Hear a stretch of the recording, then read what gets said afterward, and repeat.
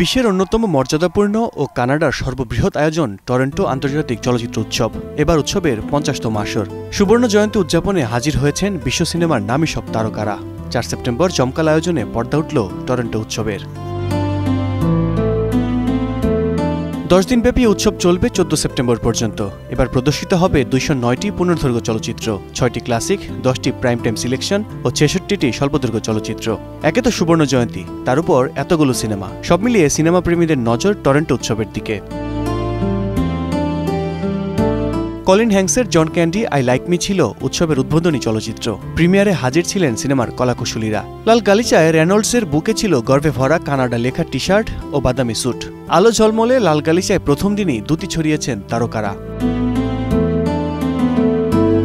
এবার উৎসবে থাকছে বাংলাদেশের অংশগ্রহণ। কান চলচ্চিত্র উৎসবে স্পেশাল মেনশন পাওয়া আলী সিনেমাটি প্রদর্শিত হবে টরন্টোতে। উৎসবের প্রতিযোগিতামূলক বিভাগ শর্টকাটসে নির্বাচিত হয়েছে আদনান আল রাজীবের সিনেমাটি। টরন্টো উৎসবে এবার শোলে সিনেমার ৫০ বছর পূর্তি উদযাপিত হবে বলে জানিয়েছেন উৎসব কর্তৃপক্ষ। গালা প্রেজেন্টেশনস বিভাগে থাকা সিনেমাটির বিশেষ প্রদর্শনীর ব্যবস্থা করেছেন আয়োজকরা। এছাড়া টিপস ক্লাসিকে থাকছে সত্যজিৎ রায়ের অরণ্যের দিনরাত্রি সিনেমাটিও।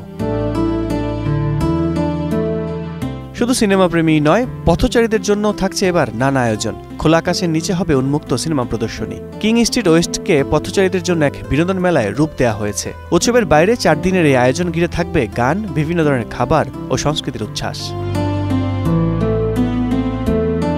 আল কাসির, স্টার নিউজ।